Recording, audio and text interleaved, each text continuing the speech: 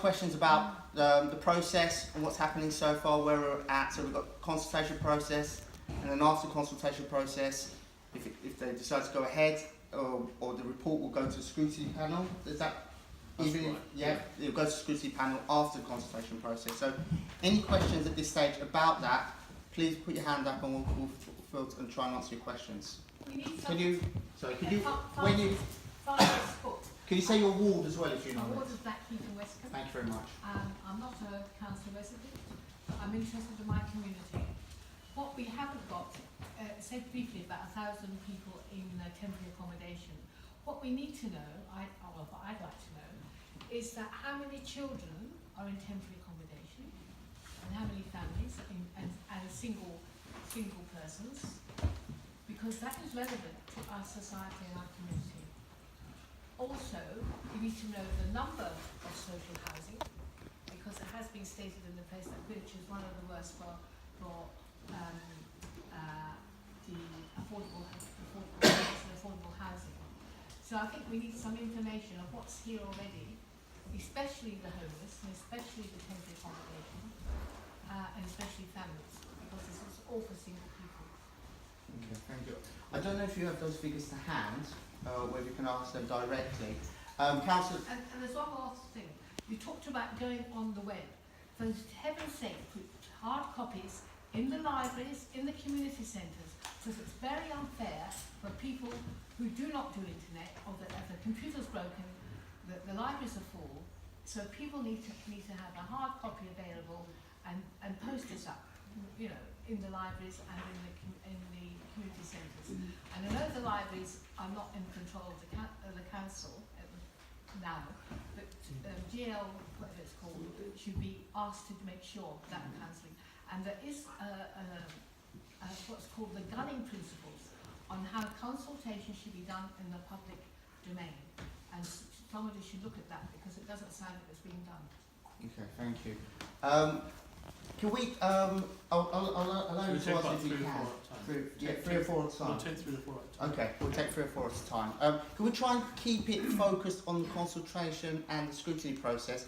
We'll have time further on to talk more specifically about your particular issues to do with housing, but just at the process at this stage, you will all have a chance later on, so that we'll be speaking to the right people at the right time. Yes, thank you. Right, yeah, my ward's Eltham, so it's not affected by this, but I used to be a housing manager, so I've got quite a keen interest in this. And what I'm thinking when I'm hearing this is I'm just a bit concerned about, it seems that the consultation process is going on something which is like a done deal, but nobody here seems to think that building very small properties, which are one-bedroom flats, 20% smaller, is a good idea. So what I'm thinking is, should we not be putting pressure on the council to actually look at other options? Should we not be putting more than one option to residents? I mean, firstly, the first thing to consider really is what Mahbub said. Are these sites the right place to build?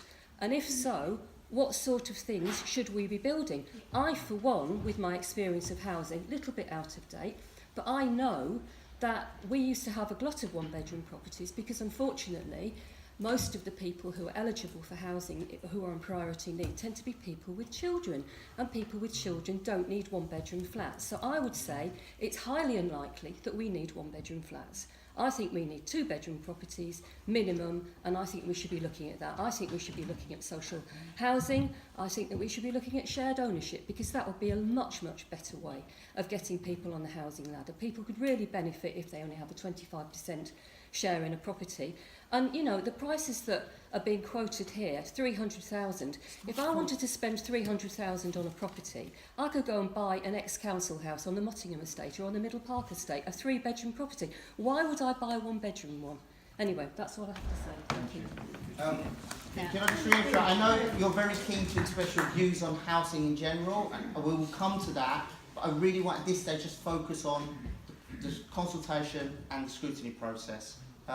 Yes. But you have to know what you're consulting on. Okay. Right. You have to agree what you're consulting on. Yeah, okay. I think that the issue, after the actual questions have been decided for the consultation, and I don't know how much influence we would have over that, are the council going to get in touch with every single tenant, resident and leaseholder on the estates? Because you're wanting everyone to get involved. Exactly. And so how are you going to contact and communicate with all the residents in all these 3 sites? And anybody who's on the boundaries that aren't actually council tenants or leaseholders who are going to be affected by the kind of development that might be proposed? Well said. I'd like to make 2 points. Firstly, Okay, I'll continue. sorry, there's someone else. It doesn't matter, Karen, it's fine. Can you just introduce yourself and the name? Joanne And your Sanderson, ward. Anton Laws. Thank you. Right. When you do the consultation, please can we stop using the language affordable housing? Who the hell is it affordable for? It's social housing. That's number one. And the second one is when somebody makes a point, can you repeat it? Because those of us can't, if you're in front, we can't hear what's being said. I'll take those 4 and then I'll come back to you for the next batch. Okay, so can we take those 4 questions? Yeah. Yes, sir. Would you slide? I can take some of them. On the issue of the consultation about how wide it should be, I think it's important that there aren't any strict boundaries on the consultation distribution of the literature that is drawn, because it's important that everyone who is affected by it has an opportunity to have a say on there. And so if it's just the residents who live in the 4 tower blocks on Quince Road off Lewisham Road, well, all the other residents who live nearby are going to be affected because the additional car parking is going to be displaced onto their streets. So I think it should be a wide consultation to get their views on it. And can I reiterate a point that Clyde made? My heart would sink that if the response rate was only something like 20%, because people thought, well, it doesn't really affect me because I don't live that close to the site. Because there's a danger there that it's only said that you've got 20% respondees while 80% is a silent majority, and you've heard that time and time again. So it's important that every resident takes this opportunity to have their say on it. I think some of the questions raised there linked together about the type of units and the number of people and they're on the council's housing waiting list and by their family size and stuff. Because what we have seen over the last few years is a big increase in the number of children living in temporary accommodation, because as private housing rents increase, they are then forced out of private housing, and wherever we've seen large-scale regeneration in parts of London, the unintended consequences have been a massive hike in private rents, and therefore people have found it difficult to afford to pay those, particularly when local housing allowance, that's the element you get towards your cost that used to be called housing benefit, has been pegged by this government for many years and hasn't risen in line with inflation, never mind housing rental prices. So we've got around, and we're typical of any other London borough, around 1,000 families in short-term accommodation, and in London there's something like 50,000 families in those type of accommodation. So I think the point you made about giving residents the option to have a say if this decision is going to happen, what type of units do you want, and what people have said to us, it's got to be family accommodation because children must come first. Their needs have to be priority. And I think there was a final question about not access to documents on the internet and having hard copies. I believe it's still a statutory duty for the council to put hard copies of any of its committee papers in public libraries, so you would be able to still access them alongside things like planning applications as notices as well in public libraries, so they're still there. But if you're having trouble, I was going to say send me an email, but I think if you're having trouble, get in touch. Can I just make one other point? Yes, please. I think the point you raised was sorry, I didn't get the name. point that Sarah raised about... Diana. God, it is so not close. Just your eyes, you're reading as well. The point that Diana raised is really important. And I will see either they can give some explanation of why there hasn't been any other options. If there have, then I can clarify that. But if there hasn't, then that needs to be answered. And whether that needs to be on the consultation document about, is it this or something else? So I've put it on my phone, right, so I can remember that to ask. Okay, thank you for that. Ask a question. Okay. Right. Yes. Some more questions. So please have your hands up if you have questions. We go 1, 2, 3, 4. Okay. If you stand up, say your name and your awards, please. I'm from, where am I from? Charlton. Charlton, sorry. If you don't mind standing up, because it's quite a Look, narrow... I'm probably putting a spanner in the works, but I'm getting so angry. When has people's homes been called units? Who had that foresight in the councillors or all you people that have got so academic backgrounds and everything? How dare you talk about people's homes as units? And what impact is this going to have on people's health, people's social livelihood, everything? The impact of all what's happening to children self-harming. What is happening with people that are educated that allow people to be called units where they're living? Sorry.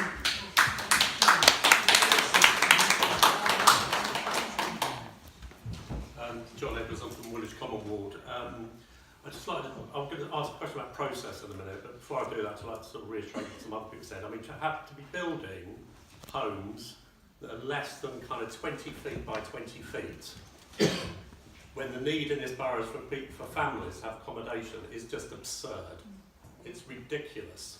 No wonder it's called pocket living, because anybody who's living there might be a small child on their own with a property of that size. It makes me wonder whether, in fact, if this is the borough's priorities to kind of, if they do end up supporting something like this, whether they're more interested in lining the pockets of developers. I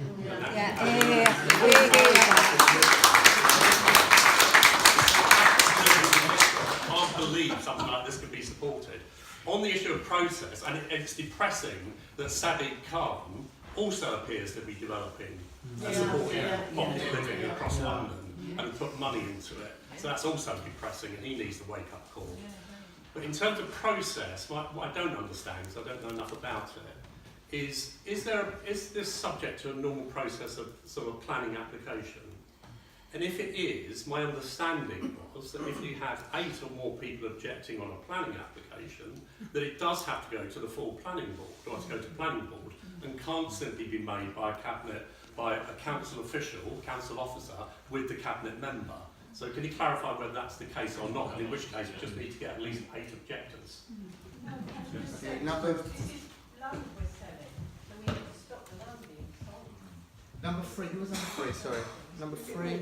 Thank you. If you don't mind, are you able to stand up? If you can't, then I'd like to protest about pocket living full stop. The council have Meridian homes, they can give that money to build council houses that are sadly needed. Apparently a report has come out today, there's over 100,000 council homes being lost in London over the last few years. And it's shocking. And Danny Thorpe is bleating about the government when he's carrying out exactly the same policies. And apparently he's crying at meetings when he wants to wipe his tears and get his act together and build council housing. They've got Meridian homes there and they should be doing it. And I quite agree with you, it's our land. They don't own it. I wouldn't have even said they're the guardians of it, but that's quite rightly what they are. And they need to remember that. They're selling off our land. It's not theirs to do with it as they like.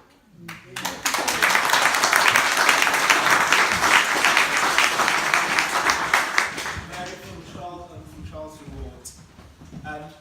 When you go through different consultations, say when they're building, they're looking looking to extend another tunnel from east to east, and if there's proper consultation.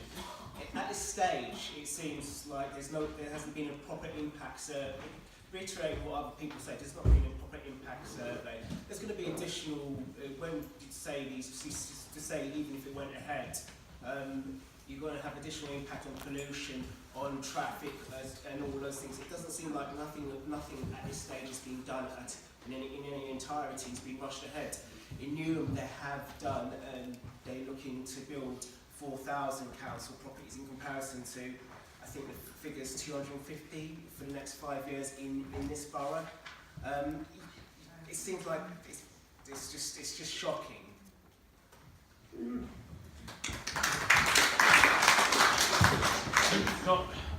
John asked a very good, valid question about the process on this. So there's two distinct parts of the process where you as tenants and us as ward councillors will get an opportunity to have our say. The first is around the cabinet decision, which will be made in due course. We don't know which way it'll go because it could be that lots of residents are objecting, there's lots of noise in the system, and the cabinet feel that they need to look at alternative proposals, and these are not carried forward.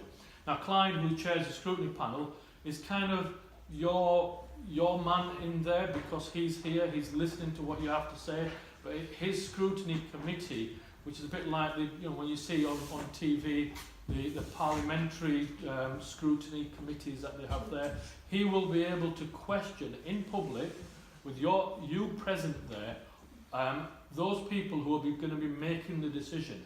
So we'll be able to ask them all those questions around the size of units, what sort of consultation have you gone, what sort of people have you got on the housing wait list, in other words, families versus single individuals, and what the type of value of these houses that are going to be built and sold. So all those questions he can ask, even if that decision went through and against what ward councillors want. The second bite at the cherry is the planning process, because the council, like any other organisation, would need to get planning permission to build on these developments. And the applicant would be probably Pocket Housing. So Pocket Housing would submit a detailed set of plans for each site, which showed the height of the units, the density, the number of homes in each one of those blocks, where alternative car parking provision may have to be provided, the impact on traffic and noise and air pollution. All these things would then be considered, and I could bet you, everything I own, that there will be more than 8 objections to each application. So it will then go to the planning board for a decision to be made there. But our hope is that, and particularly I'm more inspired by the number of residents who have turned out this evening, our hope is to try, as ward councillors, to get the cabinet to go back to the drawing board and look at the proposals again. Because it's quite obvious from the strength of feeling that we've had, from telephone calls, emails, and contact with our residents, and the consultation hasn't even started yet, is that they don't want these type of units and these homes in these locations. There has to be an alternative, and that's what we'll be saying. So it doesn't hopefully get to that planning process, so that the council and you and others, and as tenants, can work together, like the colleague there who's a former housing officer. We know that the best ideas don't necessarily come from council officers or councillors. It's you, the public, who put us there, and quite often it's you, the public, who've got some fantastic ideas about how we can make Greenwich a better borough.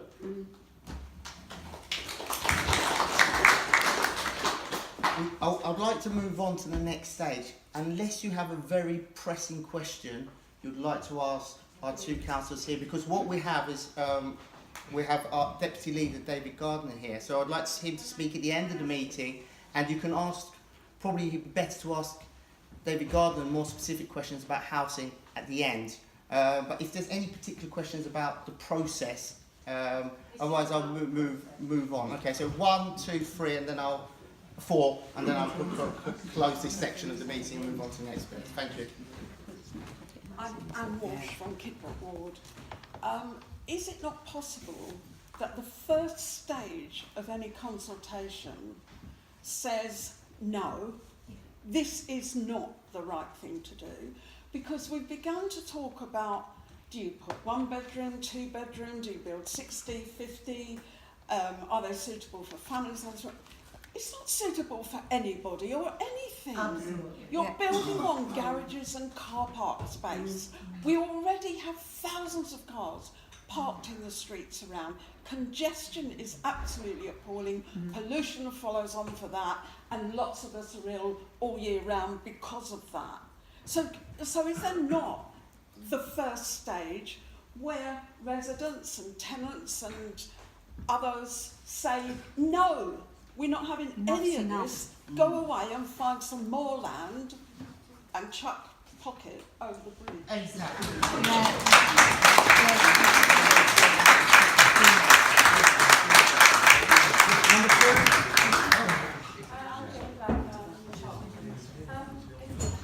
This is slightly more complex than an ordinary planning application. Normally, the planners own the land. So, what is the process going on here in terms of the council have to sell the land, the planners have to make a planning application? So, the process seems strange, complex, I don't know, and I'm just trying to get to the bottom of it. If we waited to object to a planning application, would it mean the land's already sold? You know? I mean, Can I just nip that in the bud? We're not saying that we wait until the planning process. There'll be 2 stages to it. The first is, in principle, should the land be sold or not, and then what type of housing units. So if it falls at that stage, then it won't get to the stage of planning. And any planning application is by the applicant, the developer who builds it. The council aren't building on these sites. Okay. Question number 3. Who was number 3? My name's Peter Dillon. I live in West Greenwich, actually facing Queen's Road. Forgive me if I'm wrong, but like I read that there's been some other developments, and they kind of went through this kind of whole process, and the council said, fair point, we shouldn't do it here. But then Sadiq Khan's overturned that ruling. Is that what happens if that happens here? And number 4. Nick Woodvaughan in Greenwich West, in the same building, in fact. My question is really, in Greenwich West, in West Greenwich, we're on this kind of peninsula that goes in towards Lewisham. Will the scope of the consultation actually take into consideration those opinions of Lewisham residents who are within that area as well? I can deal with some of those points, and you're probably absolutely right. If everybody says no, then that should be the end of it, right? That's how I would interpret that. But we'll have to see what everybody says, and see the strength of feeling. The second point was on. You dealt with the second point. Somebody asked about the mayor. Yes. Yes. I mean Sadiq. You mean Sadiq? He's got powers, if I understand your question correctly. He has powers to call in any decision that can be made at a local level. If that is what you're asking. Yeah. He has powers to do that. That's as much as I can say on that. But then, so all I'm asking is then, they did this whole process, and they agreed that with the residents that it shouldn't go ahead, but then he's overturned it. So then what redress do we have there? Sorry, beg your pardon. Just to clarify, if you're talking about the planning application, the mayor can call in a planning application, right? So, but if everybody says no, the mayor can't call in that. Is that clear? He can. Okay. When you I think this specifically refers to the Rockwell development. Because Sadiq Khan's called this in. What will happen if the calling is successful and decides to go ahead with the project? What rights do we then have as residents to object? On this one? On Rockwell, because that's a particular question. On Rockwell, I'm sure David Garner will be able to give you some more information when he gets a chance to speak later on. But on Rockwell, Sadiq is the upper tier planning authority in London. So he can determine that application, determine any application above 50 units anywhere in London. himself with the conditions that he wants to attach to it. But on this one, if the council say no, we're not going to sell this land to pocket housing, that's a different type of decision. It's not a planning decision, so it's not subject to any mayoral intervention. But it could be on the planning stage. On the planning stage, yes. Yes, it could be planning stage. Okay, and was there number 4 as well? Yeah. Oh, but that's that's all the questions. That's great. Someone did say something about Lewisham, but you answered that. Will residents be consulted or like have their opinions heard? That was his question. Yeah, have you answered that question? No, I don't think you had number 4. Could you repeat your question, please? So it's basically because we're in this little bit that goes sort of in towards Lewisham, whether those Lewisham residents will also be consulted. I think we're very glad to have you in Greenwich and not Lewisham for a start. And I know that it's that where on the other side of the road from where you live, it's Lewisham Borough. So what we'll do is contact our counterparts in the wards that are in Lewisham and inform them of what's happening, so that they're aware and share some of the material with them as ward councillors, so that they can consult their residents. And those councillors in those wards will be able to hopefully also give their views on behalf of their Lewisham residents into the consultation process. Can I just ask one question before you leave? At the cabinet meeting the other day, I wasn't allowed to speak because I wasn't a resident of one of the estates. Now, as a resident of Greenwich, who also has children living in the borough, I felt that when we're dealing with public land, the sale of public land, surely as a resident of this borough, I have a right to be involved in the consultation process. Could you please explain the rights and who's allowed to be involved, please? David, do you want to take that question? Who's entitled to be involved? Right, well the actual consultations are with affected residents. Those are principally the residents living on those 3 proposed sites, but obviously people live opposite or nearby would equally be affected. Then it has to be there's a planning consultation which Mahbub referred to, which is obviously on different issues, and everyone can submit to that.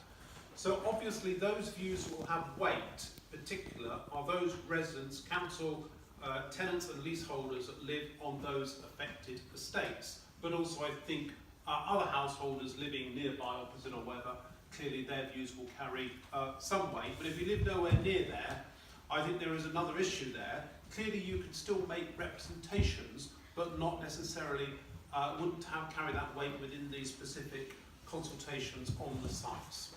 Okay, so can I just clarify? So obviously, if you're a resident or nearby, your views have a stronger weighting, which I can appreciate, but you will consider other residents from around the borough who are concerned with the use of public land, but obviously not at the same weight as the residents that are near the estates. Clearly anyone can make representations, but the views that are really important are those people that live on the estates or right next to those estates.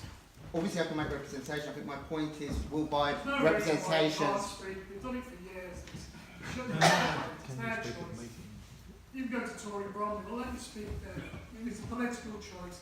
It was the start of the Council of Roberts, and I just wish this new organisation, new leadership, at the end I'll allow you time to speak, but thank you for your contribution. I just want to, so will my representation be considered as a resident that is not close to development?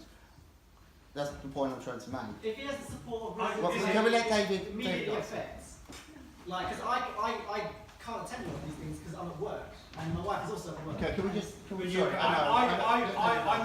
I don't know the details of exactly how the consultation is going to be handled.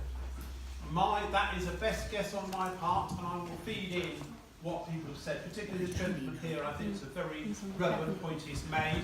In terms of the consultation on the actual site, the promise is those are with the residents on those estates. But in terms of any, so if there's any decision to go ahead after pre-decision scrutiny, after cabinet, there's a decision to go ahead with any of these sites in terms of development, then clearly you go to a planning process. In the planning process, are open to anyone to make their views, but it has to be on planning issues. Okay, thank you, David. Right, I'd like to move, obviously we'll have more time to ask questions, and David would have a chance to speak at the end, but I really want to move on to the group stages, because it's really important, I think. I didn't plan for this many people, so I'm going to try and manage this as much as easy as possible. But what I want to happen in the group stages is, within your groups, I want you to talk about the issues in your group. So what is concerning you the most, and maybe within those groups you can actually come up with maybe suggestions to the council about how you can deal with those issues. So I'll give you 10 minutes to talk in your groups. I'm going to primarily try to put you into your wards, but there's also going to be a group on social housing and a group on accessible housing for people with disabilities. So could I just have a show of hands just to see how many people are here from Blackheath, Westcombe, which includes people who are close? Okay, and how many are you from Charlton? And how many are from Greenwich West?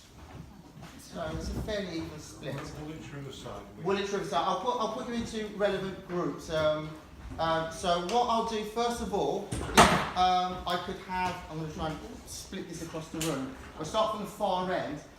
Councillor John Farley, if you could just get anybody who wants to talk about social housing, if you can go on the far left-hand corner there, please. Thank you. Lubna, if you could, just stand up so everyone can see you. Sorry. If you go to Lubna, she'll be in the top right-hand corner. If you want to speak about accessibility housing for people with disability needs, particularly with regards to things like access and size of accommodation, that's in the top right-hand corner. If we have in the middle here, on the left-hand side, if we could have Blackheath Westcombe Park people, because a lot of them are on this side.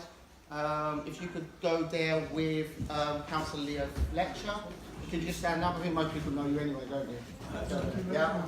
And if we're on this side, we could have Charlton, if that could be with Councillor Gary Parker, in the middle right over there, and what was the other group?